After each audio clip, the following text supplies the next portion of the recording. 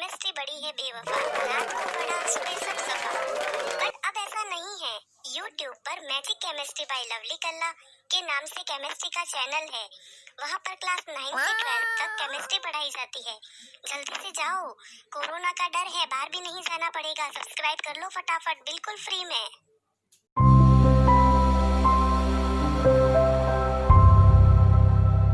Students, आज का हमारा टॉपिक होगा सैपोनिफिकेशन एंड मिसेल।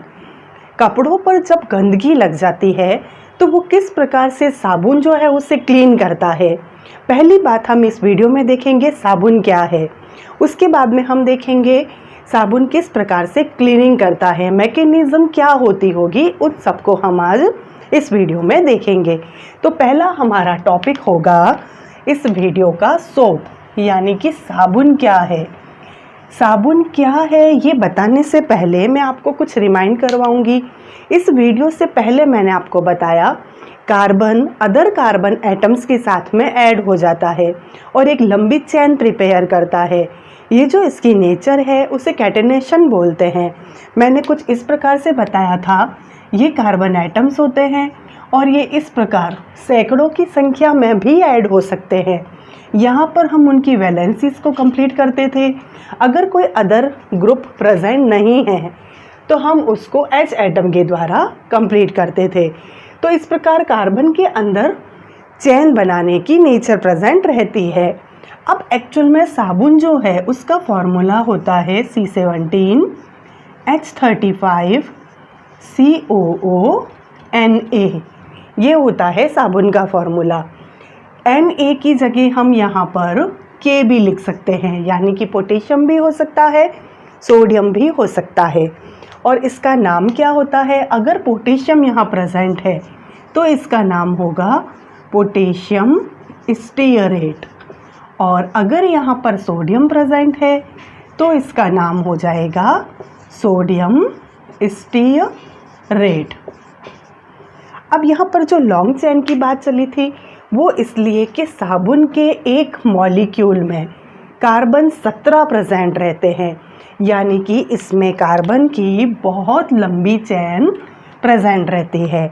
अब इस कार्बन की चेन को हम, जैसे मैंने यहाँ पर ये जो कार्बन्स ड्रॉ किए, इसे इस प्रकार भी ड्रॉ किया जा सकता है। ये एक कार्बन, ये है दूसरा कार्बन, ये तीसरा कार्बन, ये चौथा और ये पांचवा कार्बन। ये इसको डिटेल में हम क्लास 11th और 12th में पढ़ेंगे। अभी फ़िलहाल हमें इतना याद रखना है, ये जो कार्बन की लंबी चेन होती है उसे हम इस प्रकार से भी ड्रॉ कर सकते हैं। ये कार्बन को रिप्रेजेंट कर रहा है। अब साबुन क्या है, तो साबुन एक्चुअल में कार्बोक्सिलिक अम्ल। अब कार्बोक्सिलिक अम्ल क्या है उसको भी मैंने लास्ट वीडियो में बताया था।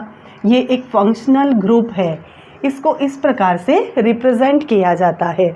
ये जो कार्बोक्सिलिक अम्ल है, अगर ये किसी लंबी कार्बन की चेन से ऐड हुआ हो, जैसे कि यहाँ पर मान लेते हैं Na यहाँ पर नहीं है, ये है हमारा कार्बोक्सिलिक अम्ल COOH, ये रहा COOH। ये कार्बोक्सिलिक अम्ल एक लंबी कार्बन की श्रृंखला के साथ में जुड़ा हुआ है। किस प्रकार, 17 उसमें कार्बन होंगे। H जो कि वैलेंसीज कंप्लीट करते हैं कार्बन एटम की, वो 35 होंगे और उससे COOH ग्रुप ऐड होगा। तो साबुन क्या हुआ, कार्बोक्सिलिक अम्लों का लंबी कार्बन वाली श्रृंखला का एक ग्रुप है। अब उसमें क्या होता है, कार्बोक्सिलिक अम्ल में से ये एक H जो है यहाँ से रिमूव हो जाता है। इस H की जगह आकर के बैठ जाता है या तो सोडियम, तो ये बन जाएगा सोडियम स्टीयरेट। और अगर यहाँ पर पोटेशियम है तो ये बन जाएगा पोटेशियम स्टीयरेट। कह सकते हैं कि एक्चुअल में साबुन क्या है, लंबी कार्बन वाली श्रृंखला के, ये रही लंबी कार्बन वाली श्रृंखला के कार्बोक्सिलिक अम्लों के सोडियम या पोटेशियम साल्ट्स होते हैं। तो ये एक्चुअल में हमारा साबुन होता है। एक दूसरी चीज़ और होती है अपमार्जक, यानी कि डिटर्जेंट। इस चैप्टर में हम उसको भी रीड करेंगे। पहले हमने देखा सोप क्या है, साबुन क्या है। तो साबुन क्या हो गया हमारा, सोडियम स्टीयरेट या पोटेशियम स्टीयरेट इसका फॉर्मूला है। ये कैसे बना, ये कार्बोक्सिलिक अम्लों के लंबी कार्बन वाली श्रृंखला के सोडियम या पोटेशियम साल्ट्स होते हैं। नेक्स्ट हम देखेंगे डिटर्जेंट्स क्या है या अपमार्जक क्या है। कुछ भी नहीं करना है हमें, पूरा ये की ये फॉर्मूला रहेगा, बस एंड में जो यहाँ पर पोटेशियम लगाते हैं हम यहाँ पर पोटेशियम नहीं लगा करके या तो यहाँ लग जाएगा सल्फोनेट्स या यहाँ लग जाएगा अमोनियम, इसे अमोनियम कहा जाता है। तो अपमार्जक या डिटर्जेंट की डेफिनेशन क्या होगी या एक्चुअल में ये क्या होते हैं? ये कार्बोऑक्सिलिक अम्लों के लंबी श्रृंखला वाले सल्फोनेट्स या अमोनियम लवण होते हैं या साल्ट्स होते हैं। तो सोप में क्या था? लंबी कार्बन की श्रृंखला, ये रही लंबी कार्बन की श्रृंखला जिसे हम इस प्रकार से भी रिप्रेजेंट कर सकते हैं। फिर यहाँ पर हमने क्या लगा दिया था? ये COOH और H की जगह यहाँ पर था Na या फिर पोटेशियम। डिटर्जेंट में क्या रहेगा? लंबी कार्बन की श्रृंखला एज इट इज़ रहेगी, कार्बोक्सिलिक ग्रुप भी रहेगा। बस कार्बोक्सिलिक ग्रुप में जब H हटेगा तो यहाँ पर Na या K था, सोडियम या पोटेशियम था। यहाँ पर सोडियम या पोटेशियम नहीं होकर के या तो अमोनियम होगा या फिर सल्फोनेट होगा। यानी कि डिटर्जेंट्स क्या है? कार्बोक्सिलिक अम्लों के लंबी कार्बन वाली श्रृंखला के सल्फोनेट्स या अमोनियम साल्ट्स होते हैं। ये हो गया सॉप और ये हो गए हमारे डिटर्जेंट्स। अब इन दोनों में कभी कभी डिफरेंस पूछ लिया जाता है, what is the difference between shop and detergents, और इनमें से बेटर कौन है। अगर डिफरेंस पूछा है तो हमें पता भी चलना चाहिए कि इनमें से बेस्ट कौन सा है, हम कौन सा यूज़ में लें। तो सॉप और डिटर्जेंट के बीच में पहला डिफरेंस तो देखो आपको खुद को ही नज़र आ रहा है, जो इसकी डेफिनेशन है, जो इसका फॉर्मूला है, वो ही इसका पहला डिफरेंस हो जाएगा। साबुन जो है वो तो सोडियम स्टीरेट है, यानी कि लंबी कार्बोक्सिलिक अम्लों की श्रृंखला वाले सोडियम या पोटेशियम लवण, जबकि डिटर्जेंट्स क्या है? लंबी कार्बन वाली श्रृंखला के कार्बोक्सिलिक अम्लों के अमोनियम या सल्फोनेट साल्ट है। ये तो पहला डिफरेंस हो गया जो डेफिनेशन है। सेकंड जो होता है वो बहुत इम्पोर्टेंट है। सोप जो होता है यानी कि साबुन जो है, इसकी खासियत है ये केवल सॉफ्ट वाटर का मतलब मृदु जल, उसके साथ ही यह क्लीनिंग का कार्य कर सकता है या झाग उत्पन्न करता है। जबकि डिटर्जेंट जो है वो सॉफ्ट वाटर और हार्ड वाटर दोनों के साथ ही क्लीनिंग का कार्य कर सकता है, यानी कि झाग जो होते हैं, फॉर्म जो होते हैं वो बना सकता है। साबुन केवल सॉफ्ट वाटर के साथ यानी मृदु जल के साथ, जबकि डिटर्जेंट्स जो है वो सॉफ्ट वाटर, हार्ड वाटर दोनों के साथ में ही कार्य कर सकता है। अब हमारे दिमाग में आएगा ये सॉफ्ट वाटर क्या है, मृदु जल क्या है। हमें कुछ भी याद नहीं रखना है। सॉफ्ट वाटर में कैल्शियम या मैग्नीशियम के जो साल्ट्स होते हैं, फॉर एग्ज़ाम्पल कैल्शियम क्लोराइड, ये है कैल्शियम का salt. For example magnesium chloride, ये है मैग्नीशियम का साल्ट। तो सॉफ्ट वाटर में कैल्शियम और मैग्नीशियम के साल्ट या लवण प्रेजेंट नहीं रहेंगे, जबकि हार्ड वाटर में कैल्शियम या मैग्नीशियम के जो साल्ट है वो प्रेजेंट रहेंगे। ये हमें डिफरेंस याद रखना है।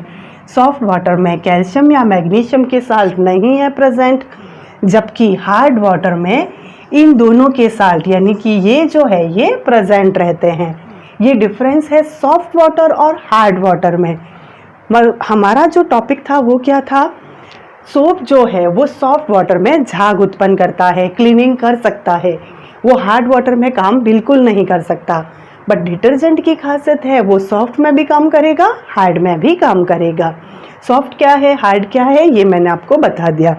तो इस प्रकार ये डिफरेंस है हमारे सॉप और डिटर्जेंट में। अब हम देखेंगे ये जो सॉप्स होते हैं यानी ये जो सॉप मॉलिक्यूल्स है ये किस प्रकार से कपड़ों पर से गंदगी को रिमूव करते हैं या डर्ट पार्टिकल्स को किस प्रकार से रिमूव करके कपड़ों की क्लीनिंग करते हैं। इस सारी मैकेनिज्म को हम एक एग्जाम्पल से समझते हैं। मान लेते हैं ये हमारे पास एक टब है, इसमें हमने कुछ वाटर फिल करके रखा है। अब इस वाटर के अंदर हम कुछ मात्रा में साबुन या सोप को मिक्स कर देते हैं। मान लेते हैं ये जो मैंने डिफरेंट कलर से शो किया वो सोप मॉलिक्यूल्स है। अब इसमें हम किसी गंदे कपड़े को डाल देते हैं जिसकी हमें क्लीनिंग करनी है। मान लेते हैं ये जो है यहाँ पर ये डर्ट पार्टिकल है। अब जैसे ही ये डर्ट पार्टिकल इसमें जाएगा, ये जो साबुन है जो पानी में डिज़ोल्व हुआ है ये अपने आप को अरेंज करेगा। अरेंजमेंट करके एक स्पेशल स्ट्रक्चर ड्रॉ करेगा। उस स्ट्रक्चर को ही हम मिसेल कहेंगे और इसके कारण ही ये डर्ट पार्टिकल इस कपड़े पर से हट जाएगा, रिमूव हो जाएगा और हमारा जो कपड़ा है वो बिल्कुल क्लीन हो जाएगा। तो ये मैकेनिज़्म कैसे होती है वो देखते हैं। हमारा जो साबुन का फॉर्मूला है वो है C17H35COONA, यानी कि सोडियम स्टीरेट, और अगर के लगा दिया जाए तो पोटेशियम स्टीरेट। इसे हम इस प्रकार से भी रिप्रेजेंट कर सकते हैं। मैंने आपको बताया कार्बन को ये रिप्रेजेंट करती है, ये जो जिगजैग स्ट्रक्चर है ये इसे रिप्रेजेंट कर रही है, कार्बन की लंबी चेन को। अब यहाँ पर जो है ये वाला जो पार्ट है इसे हम इस प्रकार से ड्रॉ कर देते हैं, यानी कि साबुन के दो पार्ट्स बन चुके हैं। यहाँ पर ये जो गोल स्ट्रक्चर दिखाई दे रही है इसे हम लेबल करते हैं हेड। इसे हम नाम दे देते हैं हेड से। और ये जो स्ट्रक्चर हमें दिखाई दे रही है जो पूंछ जैसी ही दिखाई दे रही है तो इसे हम नाम दे देते हैं टेल। तो जैसे ही साबुन को हमने पानी में डिज़ोल्व किया, साबुन दो पार्ट्स में डिवाइड हो गया। एक्चुअल में साबुन की स्ट्रक्चर ही ऐसी है। अब ये किस प्रकार से अरेंजमेंट होगा वो हम देख रहे हैं। ये हेड है यानी कि ये पार्ट, और ये टेल है यानी कि ये वाला पार्ट। इसे हाइड्रोकार्बन कहते हैं। वे कंपाउंड जो कार्बन और हाइड्रोजन से मिलकर के बनते हैं वे हाइड्रोकार्बन कहलाते हैं। तो ये जो सिरा है जो कि इसे रिप्रेजेंट कर रहा है, इस सिरे को हम क्या कह सकते हैं यहाँ पर? हाइड्रोकार्बन सिरा। अब ये जो हाइड्रोकार्बन सिरा होता है इसका एक और नाम है, वो नाम है हाइड्रोफोबिक। हाइड्रोफोबिक या हम कह सकते हैं ऑयल लविंग। इसे ऐसे क्यों कहा जाता है?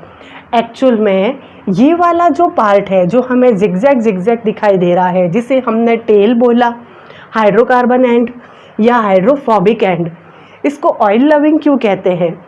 ये हमेशा पानी से तो दूर रहेगा, जल विरागी है ये, परंतु ये ऑयल लविंग है, ये गंदगी की साइड रहेगा। एक्चुअल में जितने भी डर्ट पार्टिकल्स होते हैं या जो गंदगी होती है, मैल है, पसीना है, वो हमेशा चिपचिपे होते हैं, चिकने होते हैं, तो उन्हें हम ऑयली बोल सकते हैं।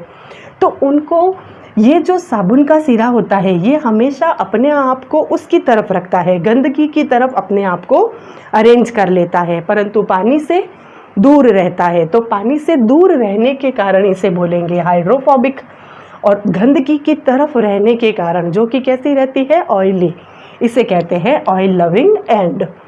अब ये वाला जो सिरा है इसमें क्योंकि आयंस बन जाते हैं, ये इस प्रकार COO और Na+, तो इस सिरे को बोला जाता है आयोनिक एंड या आयोनिक सिरा। ये जब अपने आप को अरेंज करता है तो ये पानी की साइड रहता है, जैसे ये गंदगी की साइड रहती है। ठीक इसी प्रकार ये वाला जो पार्ट है साबुन का, ये अपने आप को पानी की तरफ रखता है, तो इसे बोला जाता है हाइड्रोफिलिक एंड। ये हो गया हाइड्रोफिलिक एंड। कहने का मतलब, अब जब मैंने यहाँ पे टब ले लिया, टब में पानी फिल कर दिया, इसमें साबुन डाल दिया, ये गंदा कपड़ा है जिसके ऊपर ये हमारा क्या है? Dirt particle. अब क्या होगा? जैसे ही डर्ट पार्टिकल इसमें जाएगा, ये जो साबुन है, साबुन का ये जो मॉलिक्यूल है, इस डर्ट पार्टिकल के चारों ओर इस प्रकार से अरेंज हो जाएगा। ये यहाँ रहेगा इसका गोल वाला सिरा, और इस डर्ट पार्टिकल के ऊपर बिल्कुल अटैक बोल देगा। ये इस प्रकार की यहाँ पर स्ट्रक्चर बन जाएगी।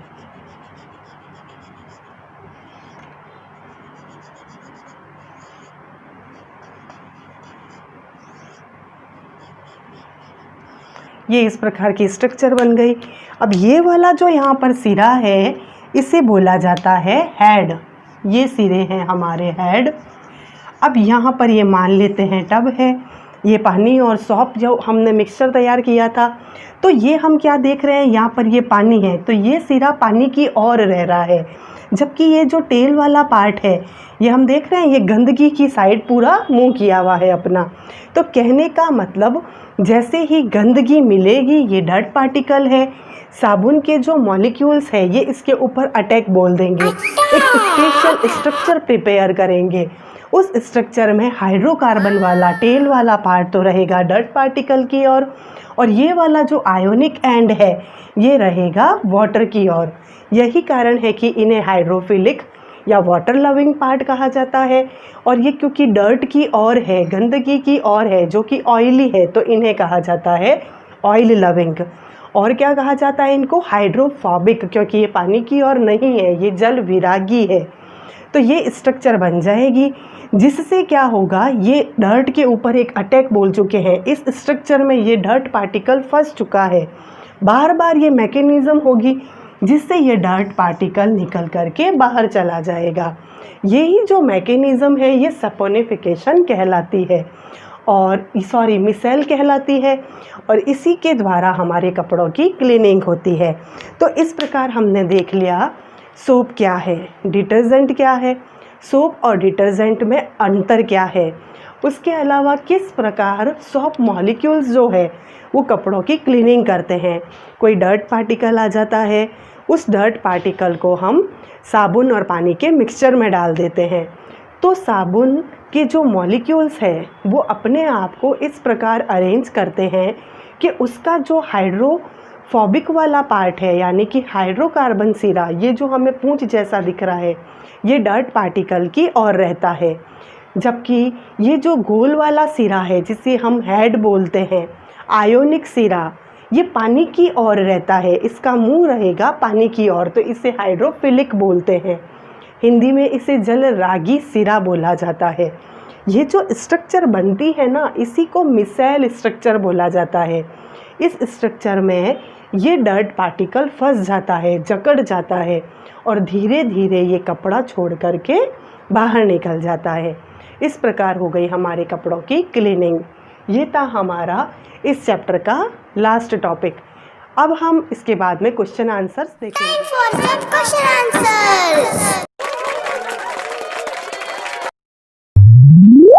Write down the difference between soap and detergent.